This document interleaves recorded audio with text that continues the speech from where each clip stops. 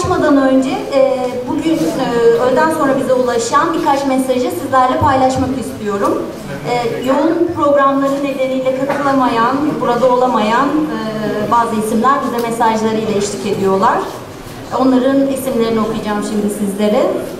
Çalışma ve Sosyal Güvenlik Bakanı Sayın Faruk Çelik, Kayseri Milletvekili Profesör Doktor Pelin Gündeş Bakır, Bursa Milletvekili Sayın Kemal Ekinci,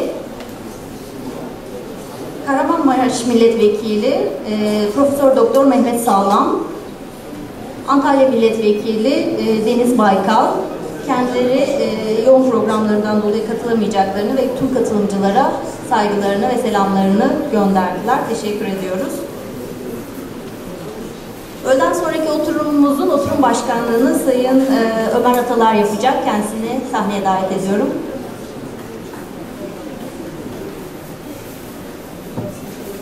İnsan Hakları Derneği Genel Başkanı Sayın Öztürk Türkdoğan. Giriyorlar şimdi, tamam. Mazlum Der MYK üyesi Sayın Haşim Savaş. İnsan Hakları Vakfı Genel Sekreteri Sayın Metin Bakkalcı. Ve Profesör Doktor Sayın Baskın Orhan. Merhaba tekrar. Beslenme hakkı ile ilgili süre çok sınırlı. Bazen anayasada haklar tanınıyor ama mesela Türkiye Cumhuriyeti Anayasası'nda devlet bu hakları ekonomik, sosyal imkanların nispetinde yerine getiriyor. Yani mesela Kürtçe, Çerkezce kitap basacak ama bütçe yok. Onun gibi şimdi biz de 2'de kapıdan çıktık, 2'de program başlıyordu. Nerede kaldınız diye Erol Hocam arıyor. Zaten 2'de kapıdan çıktık. Bir de karşıdakiler dolu olduğu için yukarıya çıkmıştık biraz. Geç kaldık, kusura bakmayın. Burada hep bildiğiniz örgütler, İnsan Hakları Derneği, İnsan Hakları Vakfı ve Mazlum Der, Türkiye'de insan haklarının sac ayağı ve bugün eğer Çerkezler olarak veya Türkiye Cumhuriyeti vatandaşları olarak sadece Çerkez olmak değil, karakola girerken biraz daha rahat giriyorsak bu kurumların çalışmaları sayesinde. Kendi kimliğimize ilişkin talepleri söylediğimizde gözaltına alınmıyorsak, ders verirken derneklerimizde kapıya nöbetçi koymuyorsak artık, büyük ölçüde bu 3 derneğin çalışmaları sayesinde, tabii bireysel olarak da çok ciddi fedakarlıklar yapan, bu alanda ülkenin demokratikleşmesi için özveride bulunan insanlar var. Biraz önce 3 derneğimizin de sağa doğru bir kavimler dışı şeklinde Baskın Hocam'a doğru gitmesi herhalde bir şeyi ortaya koydu. Baskın Hocam kendisi bir dernek kadar Türkiye'nin demokratikleşmesine katkıda bulunuyor desem abartılı bir şey söylemiş olmam. Hem tavrıyla, hem duruşuyla, hem herkesin sessiz kaldığı konularda sesini yükseltmesiyle başkalarına da cesaret veriyor. Örgütlü yapılarına da cesaret veriyor. O yüzden de ki bu örgütlü yapılar Baskın Hoca'yı her gördüğünde kendisine doğru bir teveccüh içerisinde oluyorlar. Kendisi de sağ olsunlar en ilk toplantımızda genel kurullarımıza kadar, ben Mazlum Der yönetiminde bulunduğum sürede bunu gözlemleme şansını buldum. Kahvet bünyesindeki çalışmalarda da aynı şekilde. Kendisi de aynı şekilde sivil kuruluştan her zaman yanında yer alıyorlar. O yüzden son toparlama konusunda hocamla da mutabık kaldık. Son sözü Baskın Hocam'a vereceğim. Başlangıçta eğer kendisi de uygun görürlerse Metin Hocam'la başlamak istiyorum. Çünkü önemli bir alanda çalışıyorlar. İşkence görmüş insanların sadece fizyolojik olarak değil, psikolojik olarak da yaşadıkları sıkıntıyı atlatmaları, travmayı atlatmaları konusunda destek sağlayan merkezleri var. Ağırlıklı olarak tıbbi bir yaklaşım fakat içerisinde farklı disiplinlerden uzmanlar da görev yapıyorlar. Bir vakıf, dernek gibi değil. Çeşitli merkezleri var. Kendisi daha detaylı anlatacaktır. Fakat asıl kendisinin de katkıda bulunacağını söylediği telefonda husus biraz önceki oturumda kimlikle ilgili bir takım tartışmalar hem ilk oturumda hem ikincisinde yaşadık. Bu da aslında bir işkence travması yaşatıyor. Hem bireylere hem de toplumlara. Bir insan kimliğini eğer kamudaysa veya bir siyasi partideyse baskılıyorsa biz dışarıdan onu eleştiriyoruz ama belki onun birkaç katı kadar o kendi içerisinde bir travma yaşıyor. Biraz bu boyutlarda da travmanın sonuçlarıyla ilgili olarak da sanırım kendisi bize aydınlatacak. İlk sözü size bırakıyorum. Çok teşekkür ediyorum.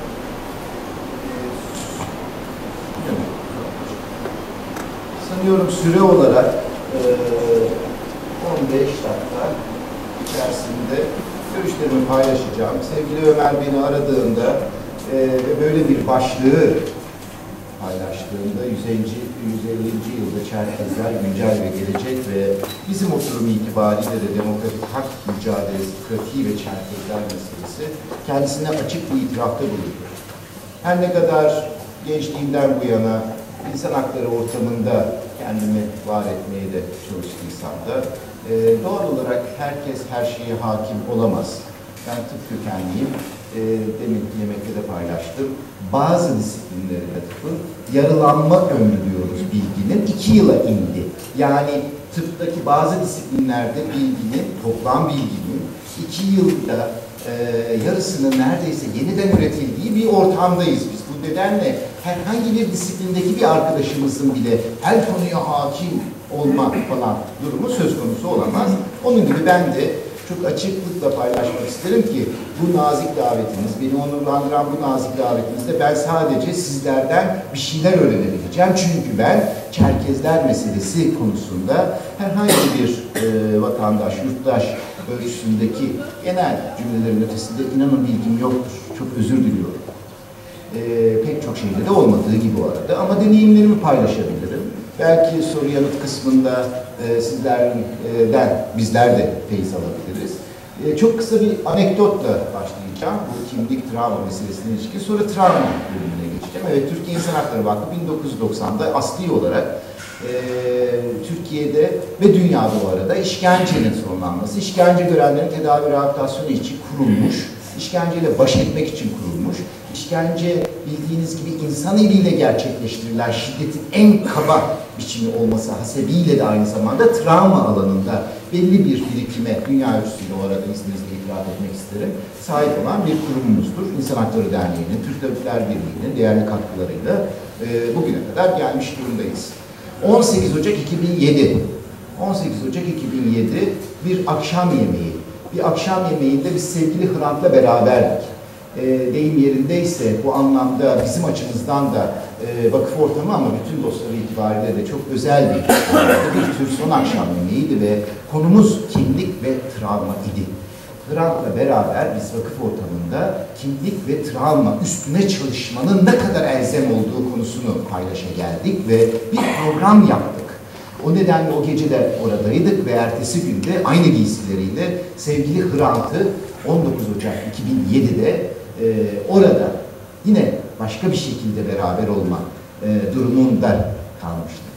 Kimlik ve travma çok mühim bir şey bu bakımdan. Yani insanın kendi kimliğiyle yaşama meselesi.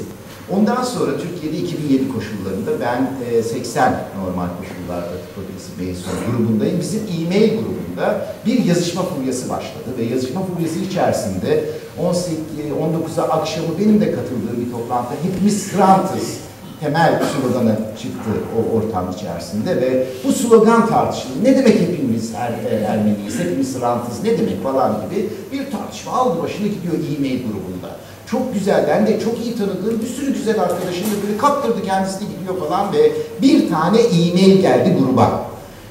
Uzun uzun anlattı.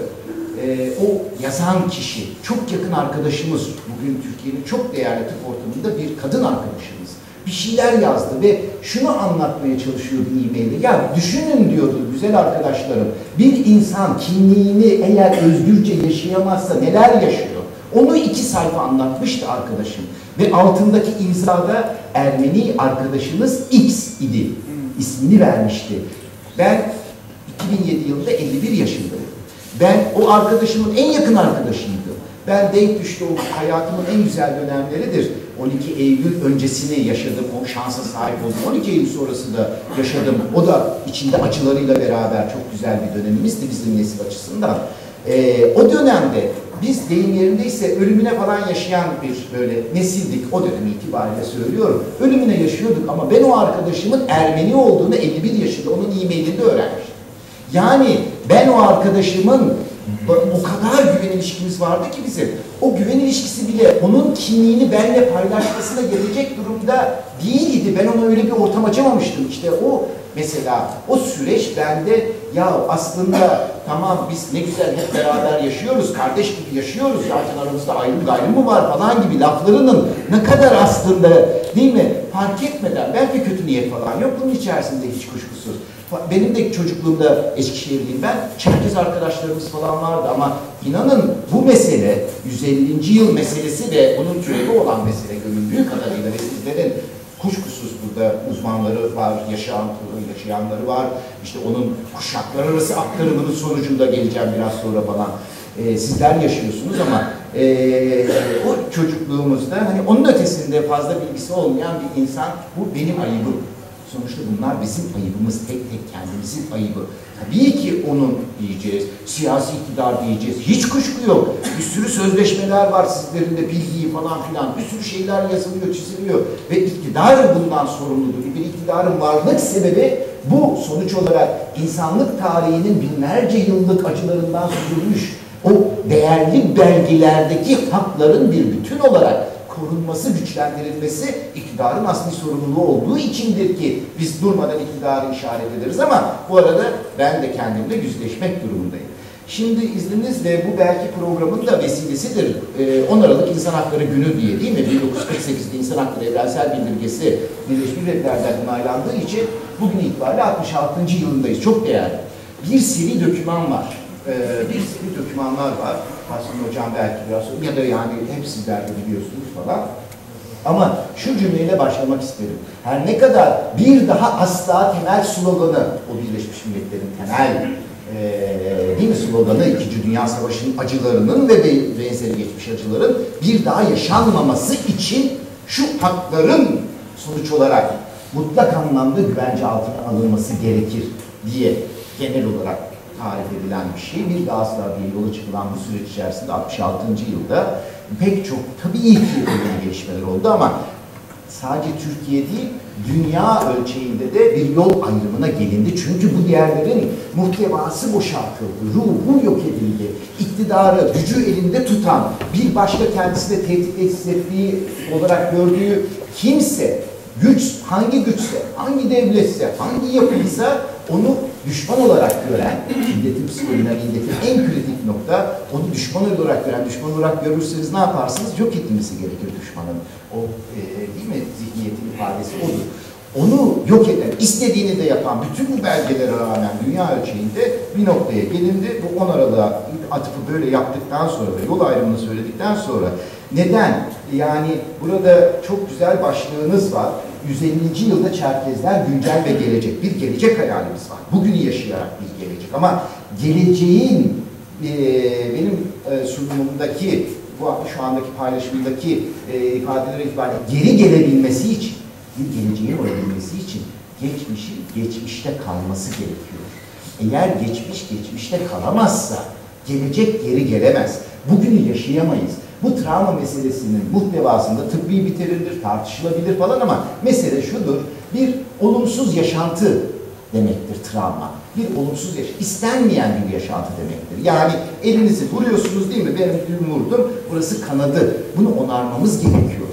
Bunu eğer onarmazsak, bunu onarmadan deşmeye falan çalışırsak, burası değil mi? Bu büyüyecek, büyüyecek. Ruhlarımız da böyle. Yaşadığımız olumsuz yaşantılar bir bütün olarak, bireysel olarak ruhsal dünyamızda da bir bütün olarak parçalayamayız. Fiziksel dünyamızda da insan haklarıyla insandır derken de bir sosyal haklarıyla da bir insandır derken içinde bulunduğumuz toplum olarak da yaşadığımız bu travmalarla baş etmemiz gerekiyor. Bu travmaları, evet geçmişte kalsın derseniz, bu travmaları unutursanız, bu travmalarla şu yaranın bakımı ölçüsünde bunun onarım süreçlerini eğer gerçekleştiremezseniz, 150 yılda geçse, daha fazla da geçse, eğer o onarım süreçleri yaşanmamışsa, sonuç olarak ne yazık ki ne bugünü asli olarak yaşama şansınız, ne geleceğin geri gelme şansı söz konusu olabilir. Mesele burada tabii Türkiye topraklarında konuşuyoruz. Türkiye toprakları ne yazık ki olağanüstü büyük alt üst oluşların aynı zamanda değil mi bir coğrafyası. Ne yazık ki olağanüstü büyük toplumsal travmaların bir coğrafyası. İşte 2014-2015 değil mi? Adı tartışma meselesi, kavramlar da önemli hiç kuşkusuz ama bir Ermeni meselemiz var örneğin 2015 100. yıl değil mi?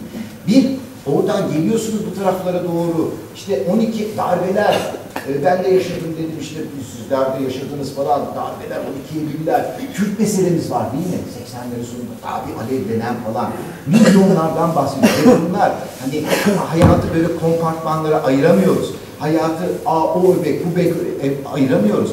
Tıpta bunun karşılığı karmaşık travma diyoruz. Bunlar çünkü birbirlerini çarpan etkisiyle aynı zamanda etkiliyorlar.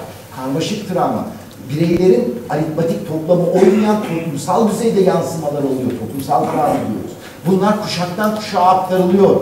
Bu 150 yıllık belki de öykü değil mi? Nasıl aktarımlar içerisinde oluyor? Peki o nedenle bir tür her kayıpta yaşanan bu yas dediğimiz mesele eğer tamamlanamazsa, yani aslında Türkiye aynı zamanda bir tamamlanmayan yaslar ülkesi ise, bu yaslar tamamlanamadığı için de aynı zamanda biz yarına ulaşamıyorsak, bu yasların tamamlanmasında aslında sonuç olarak kavram olarak kullanalım. Hem bireysel hem toplumsal düzeyde bir belleğin yeniden yazımı gerekiyor. Bellek yazımı dediğimiz şu, değil mi arkadaşlar? Sonuçta hayatı yeniden anlamlandırmamız gerekiyor. Ne oldu sorusu.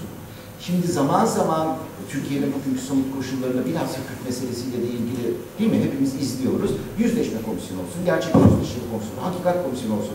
Teknik bir tartışma gibi algılanıyor. Bunlar teknik tartışma değil. Demin sözünü ettiğim bu tamamlanmayan yasın tamamlanması, demin sözünü ettiğim bu travmayla baş etme sürecinin tamamlanması açısından anlamlandırma için yüzleşme gerekiyor. Yüzleştikten sonra hakikate ulaşma. Hakikatle gerçeklik arasında nüans var değil mi? Yani hakikat o gerçekliğin arka planındaki aklı, zihniyeti ortaya koyma meselesi. Hakikati ortaya çıkarmak gerekiyor anlamlandırabilmek için ve orada bir adalet duygusunun tesisi gerekiyor. Neden bu oldu? Neden bu oldu konusunda adalet duygusu tesis edilmediği ölçüde yürümek mümkün değil. Adalet değişik şekilde, salt bir hukuki kavram değil adalet dediğimiz mesele. Bir hele maddeler falan meselesi hiç değil. Bir adalet duygusundan bahsediyoruz. Bunun kolaylaştırıcısı olursa anlamı olan bir şey, yoksa zaten anlamı olmayan bir şey.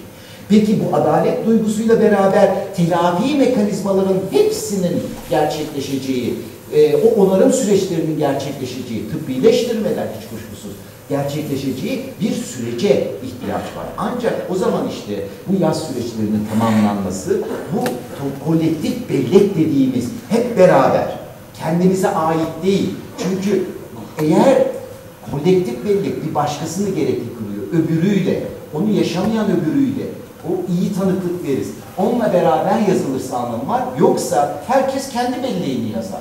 Biz burada bir grubuz, kendi belleğimizi yazarız, sizden bağımsız. Siz kendi belleğinizi yazarsınız. Çerkezler kendi belleğini yazar, Kürtler kendi belleğini yazar. O zaman bu kolektif bellek bir toplumsal bellek olmaz. Toplulukların belleği olur. Ve bunlar arasında derin uçurumlar olur. Hele de burada resmi bellek devreye girerse, ki Çerkezler meselesinde galiba önemli tartışma başlıklarından birisi olması gerekir. Resmi bellek devreye girerse, çarpık bellek devreye girer, bellek yazımı devreye girerse o iyicene ortamı kanatır. Son cümlelerime sanıyorum, biliyorum değil mi? Birkaç dakika kaldı sanıyorum, 2 dakikada izninizle. Bu nedenle bu travmayla baş etme konusunda bu geçmişe hapsolmak anlamında değil, tam tersine geçmişin geçmişte kalması için ve o nedenle geleceği yeniden birlikte kurabilmek için kıymetli bir şeydir. Son cümlelerimi şöyle bağlamak isterim. Her türlü kimlik çok kıymetlidir. Her türlü kimlik çok değerlidir. Ama izninizle kimlikler evrenselleşemez. Kimlikleri evrenselleştirmek olanaklı değil. Evrenselleşecek olan değerler. değerler evrenselleşir. O yüzden evrensel değerler falan diyoruz. Bu değerler özgürleştirir. Dolayısıyla bu her bir kimliğin kendini özgürce yaşamasıyla ama bu bütün kimlikleri de bu evrensel değerler ışığında birlikte yaşamasıyla bir coğrafi sınır falan, bir ülke bütünlüğü falan kastetmiyorum. Bu dünyada 7,5 milyar olarak, esas olarak onu kastediyorum. Bunun arasındaki herhalde o muhteşem, tabii ki çok zor olan o bileşkenin üstünde de durmak gerekiyor. Benim zamanım bittiği için ben ama bu kadar bir paylaşımda bulunmak istiyorum. Teşekkür ederim.